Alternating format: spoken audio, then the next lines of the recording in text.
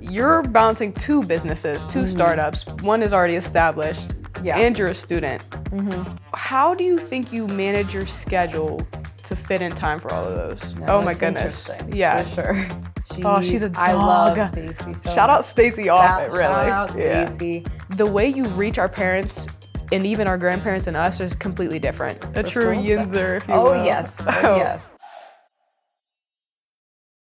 Hello, everybody. Welcome back to another episode of Bridges to Business Student Entrepreneurs Edition. My name is Gia Campbell. I'm sitting here with our guest, Jocelyn Smith. Jocelyn, welcome to the podcast. Happy to have you. Lovely to be here.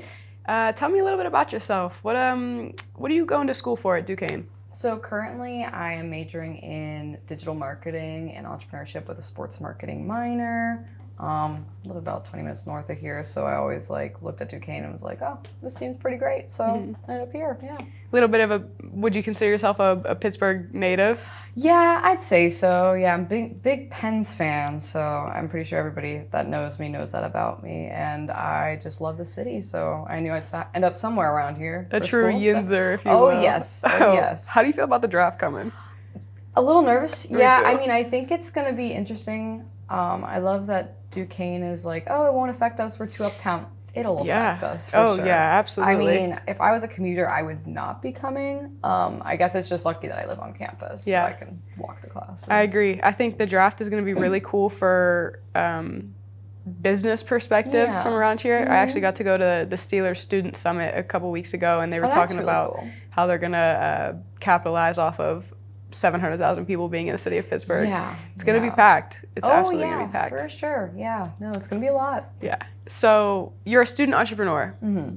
Tell me a little bit about this. You've got more than one thing going on. Yeah. Okay. So in November, my professor talked to my class about this challenge called the Duquesne New Venture Challenge.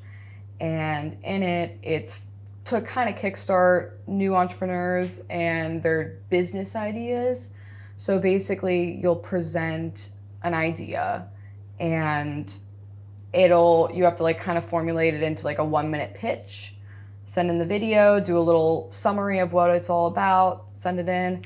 And for me, I decided it was a good time because I was recently just scrolling on my phone and I saw how bad, with SNAP benefits being paused, it was affecting people. Yeah. And I figured it'd be it'd be a very good business idea at the time to help supplement the needs of those people that were being affected. So I started up BridgeBite, which is basically a company that's starting up in Pittsburgh, but it's going to spread to PA and Ohio. And we are going to partner with local grocers and food pantries to be able to provide the food needed to basically everybody that's affected by this, because there's about 14,000 people that lost SNAP benefits within the past year. If not lost, they were severely cut to the point where they'd have to go in debt to potentially get the things they need. So it's definitely an area that needs to be focused on more so than just, oh, it's not a big deal. So that's one side of things. And then my business that I just took over before that was my grandfather's, and it's called Sundays Act 2, and because my grandfather's last name is Sunday, so and he started that business up as a sports shop in, I believe, the 70s or 80s. Mm-hmm. And he has just developed it into a custom apparel and items shop. So, for example, say you want 50 pens with your company's name on it, we could do that, and it'll be a lot cheaper than if you go online for Inkscape for custom t-shirts and stuff.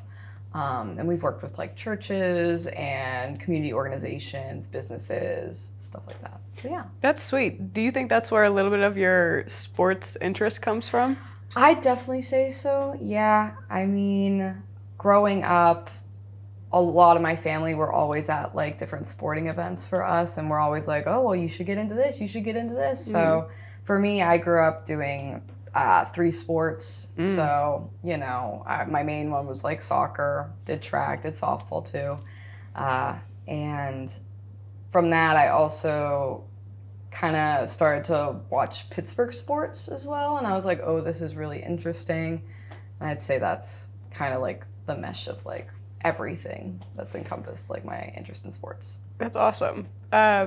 Being a student entrepreneur is very time consuming. I'm a freelance photographer myself, so trying to balance that and get a master's degree and try to figure out how to make like a stable income on the side is a lot. So you're balancing two businesses, two startups. One is already established and you're a student.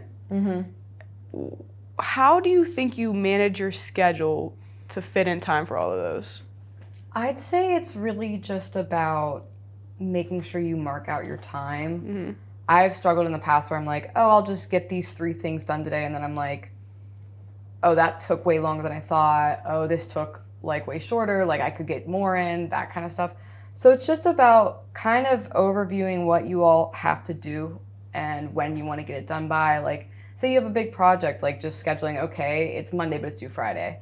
Like, I want to get this part of it done today. I want to get this part of it done today. I want to get this part of it done today. Because especially with the BridgeBite business, since I made it to the semifinals and I had to do that presentation, which was a 5-minute pitch, as well as an executive summary and a 5-page paper about the business.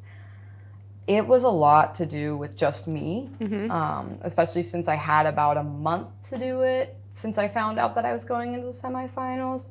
So it was really just about scheduling my days and making sure I was chugging along and not just like at the last minute, okay, I gotta get it all done today. So, yeah. Yeah. What do you think is a lesson you didn't really expect to learn from being in the Duquesne New Venture competition? I think mostly like scheduling and timing for sure, because in the past, like, you know, I have definitely procrastinated things because I'm like, oh, it'll only take like 10 minutes. Like, I'll just do it whenever I do it. But with this kind of thing, I knew it was going to be different and I knew it was going to be harder and more time intensive. So it was just kind of trying to schedule, because I had a lot of projects, had midterms not long after like this was due. So it was just trying to figure out how everything fit together, both school and this project, and applying for jobs at the time, which was a lot. But, you know, I ended up learning how to just chug along and make sure you did the best at it without cramming it in. So, persistence and time management is definitely key. What's one thing you're really looking forward to develop for BridgeBite? Ooh, I'd say probably to develop so that it's not just like we can grow and help more people. Because starting up, it's something that really isn't going to help a lot of people like right off the bat, especially if we don't have the proper funds and such, because we rely fully on partnerships and sponsorships. So without having those like right off the bat, they'd probably want you to be a little established before, have a little bit of name, but it's kind of difficult to do that without at least something to start off with. And, you know, I think the thing is to grow in that aspect. Has anybody been a really good guide or mentor towards helping you find those funding opportunities? I'd say mostly my professor, Stacy Offit. She's a dog. I love Stacy so Shout out Stacy Offit, really. Shout out Stacy. She's a real one. She's the one that had us doing this competition. And she was always like, any help you need, like, I'm here, don't worry. She was the one that was like, kind of look at the setup of 412 Food Rescue and other like SNAP supplemental things that helped during that time. So just kind of try to focus on what they're doing and try to see if it's something that you can focus more here or if there's a niche that isn't quite focused on yet. So yeah. Stacy is so well connected. She's just she's awesome for that. Are you familiar with anything that the SBDC offers? I am not, no, not fully.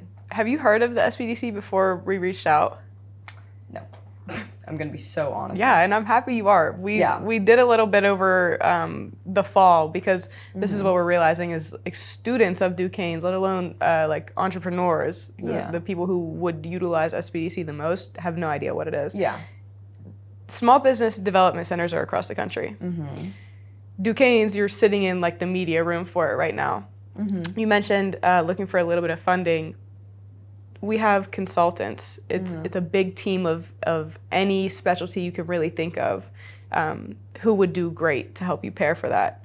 So after this, maybe I can connect you a little bit. But yeah, there's grants, loans, all type of just like sponsorships, things like that. But would love to get you connected into it. Yeah, SBC is such a great resource really for startups and students alike. You mentioned you're a marketing major. I myself am a marketing major. I love just creativity. I consider myself a creative. What's one company you take a lot of inspiration from, marketing-wise? Ooh, I'd say, because it's not necessarily like marketing-wise, but I'd say probably like the sports teams in Pittsburgh. Yeah, tell me about it. Just kind of seeing how they're developing to focus more so on younger audiences. It's kind of helping me to realize, okay, so the old ways of marketing where it's just like everything has to be polished, perfect, you know, it's not as much what people want to see. It's more so the behind the scenes, you know, getting to know the people that you're focusing on and such, and the product you're buying, which is the tickets, the jerseys, the everything. So I'd say those are really good things to see how marketing is developing, because even when I was younger, I remember like there was a lot more TV ads for like sports and stuff, and there was more pop-up storing games and stuff, and now it's more so like on social media. Like that has grown so much, which is why I'm also very interested in the digital marketing of things. So I'd say just kind of like a lot of sports teams I just focus on for like my marketing ideas, I guess. Yeah. It's interesting you bring up Pittsburgh sports teams. I mentioned I went to this Steelers student summit like a couple weeks ago. It was awesome to hear about the Steelers corporate team and like behind the scenes of what really goes into like the production of a game day. They talked a lot about reaching our generation for ticket sales, because when you think about like an annual or a season or a repeat ticket buyer, it's not going to be students. It's not going to be people who are 20, 25, 26, almost like 30. It's our parents. It's our grandparents. And the way you reach our parents and even our grandparents and us is completely different. So they mentioned making it easy to where ticket holders have a link on their phone, but some of our grandparents don't have smartphones. How do we do that for them? That's all marketing. And I just, people don't think about that behind the scenes of marketing, and you're so right to bring it up. Another question I have for you is, what's a skill you had to self-teach yourself because you were moving faster than what you were learning in the classroom? I'd say probably just how to properly make a business plan. I mean, a lot of my classes, like we've done marketing plans, but not necessarily like full-on business plans, like set up to creation and everything in between. And so I'd say just trying to figure out exactly like what kind of roles need to be filled, like what kind of like, oh, do we need an office? Do we need someone for this job? Do we need trucks? Do we need stuff like that? Like, do we need the products? And do we need like to put money into these things? And I guess just trying to figure that out and do my research to figure out what would be needed. Because, you know, you don't go step by step through a business in majority of your classes where it's like, okay, we're going to go through everything you need for this one business. We're going to make a fake business and you're going to do the whole thing. Now, like, we may do parts of it, like the marketing plan and such, but that's for already established businesses. It's really the startup portion that's a bit more of a difficult portion that I had to kind of teach myself. Absolutely. I think that's why I like to preach about the SBDC a lot, because students don't even know that you can come in with this BridgeBite idea, like just the idea of, hey, I really see this need in the community to help these people out, and nobody's meeting it right now. They'll sit down with you and say, hey, this is the business plan, this is the cash flow sheet that you need. Have you taken an accounting or finance class yet? Yep. I was fighting for my life. Oh my goodness. Oh yeah, those were rough. I can't even imagine doing it from a student perspective, building out any type of finance for a startup business. Yeah. No, oh my it's goodness. Interesting. Yeah. For sure. Okay, let me see what else I've got for you here. So you mentioned a little bit of finance, right? A little bit of looking for a way to develop BridgeBite some more. So if you had a $10,000 grant that you had to spend within the next 30 days, what would you do to create the most impact? What I would do, so for BridgeBite, the idea is there's two separate sectors that we would focus on helping the community with, which one of which is like curated bridge boxes for people that can't leave their homes, the people that can't get to the grocery store, the people that don't have the money for that. So, and our focus is a lot of times with food pantries and food kitchens, they can't do it based on what people like actually need, like dietary restrictions as well as cultural things.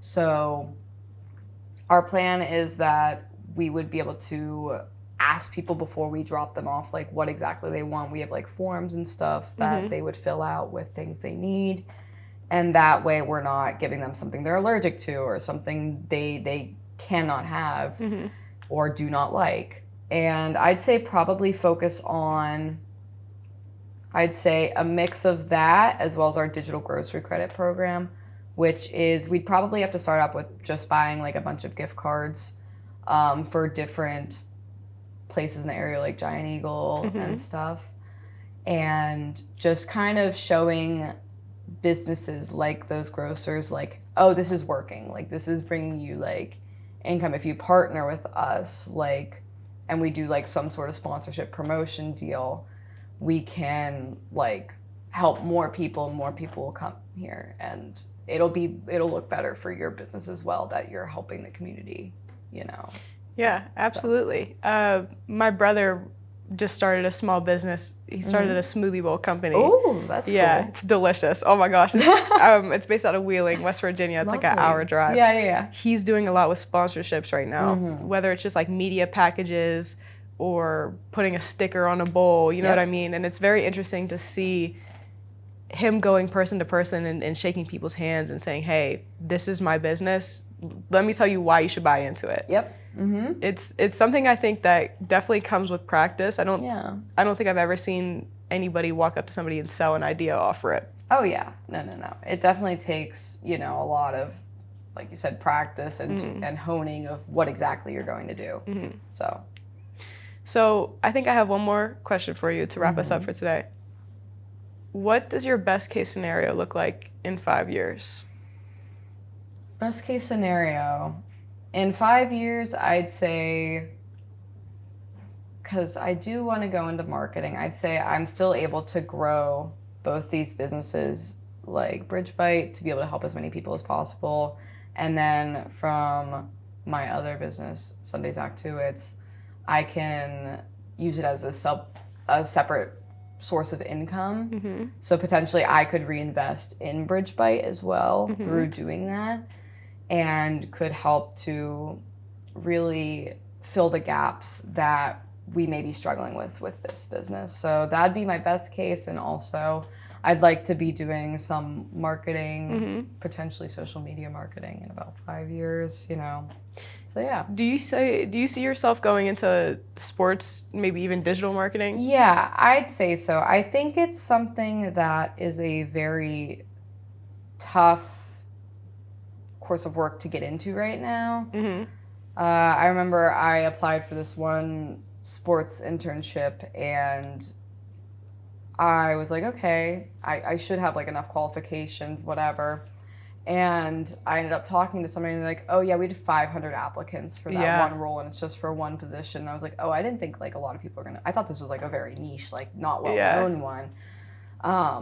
And so they were like, it was very competitive. So it's a tough field to break into for sure. Absolutely. But I would love to have the opportunity to be in that realm. I think it's something I'd really enjoy, especially on the digital side of things. I mean, as we talked about, I love like seeing the social media for our sports teams.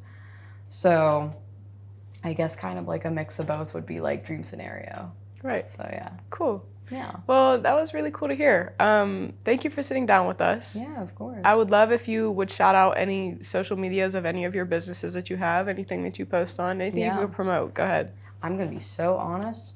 Have nothing Because for my grandpa's business, he didn't do any social media or anything. I think that's something I'm gonna definitely build more on once I graduate and actually like create a website, create the social media accounts needed for it. Same with BridgeBite as well, is just like once I have like the time to actually put into it properly to like be able to run these accounts. I mean, right now I'm struggling to even run my own. So, you know.